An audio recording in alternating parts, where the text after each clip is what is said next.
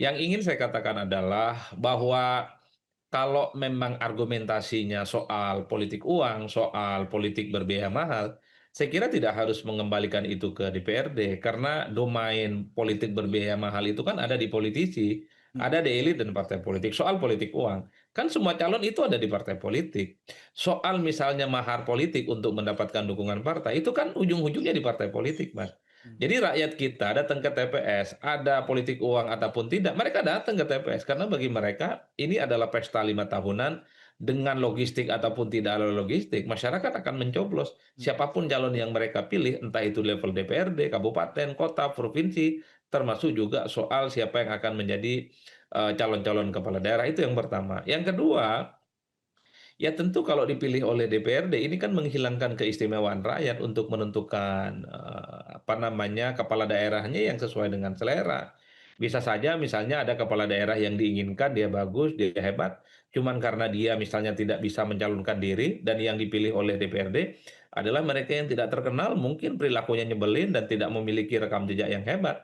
Dan para kepala-kepala daerah ke depan itu pasti tidak akan takut ke rakyat. Yang ditakuti itu hanyalah anggota-anggota DPRD yang jumlahnya kurang lebih sekitar 50 orang. Ini tentu sangat berbahaya dalam demokrasi. Itulah yang saya sebut sebenarnya bagaimana pemilihan kepala daerah oleh DPRD ini lebih banyak mudaratnya dibandingkan dengan manfaatnya. Oke, berarti Mas Adi Praetno tidak setuju dengan, usulan itu? Ya, kalau saya memang dari awal demokrasi kita adalah demokrasi langsung, one man one vote, di mana Oke. rakyat itu menjadi tuan untuk menentukan kira-kira siapa pemimpin di daerahnya yang sesuai dengan selera mereka. Ini yang saya kira harus dijaga dengan cara apapun.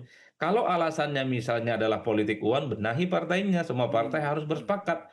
Haram hukumnya pakai politik uang untuk memenangkan pertarungan. Atau misalnya biaya penyelenggaraan yang tinggi, kan bisa pakai e-voting, Mas. Orang bisa Orang bisa nyoblos sambil tiduran, sambil olahraga kok, dan nggak harus ke TPS berbondong-bondong gitu kan. Iya, iya. Termasuk juga menekan biaya operasional. Jadi komisioner-komisioner KPU dan Bawaslu itu hidupnya jangan mewah-mewah dong, jangan private jet lah gitu. Itu kan gampang sekali jalan ceritanya. Oke, Itu oke, oke. yang menurut saya membengkak. Banyak kok caranya supaya penyelenggaraan itu mudah ya. Jadi Oke. KPU, Bawaslu dari pusat hingga daerah nggak perlu pakai mobil operasional, pakai mobil pribadi aja. Kalau kalau nggak naik motor. Kan Mhm. ini pengabdian untuk bangsa dan negara. Kalau nggak sanggup, jangan jadi komisioner. Kan Mhm. itu yang sebenarnya banyak hal yang Ya. mesti dilakukan. Oleh karena itu bagi saya jangan pernah korbankan rakyat untuk sesuatu yang sebenarnya tidak pernah ada kaitannya dengan rakyat.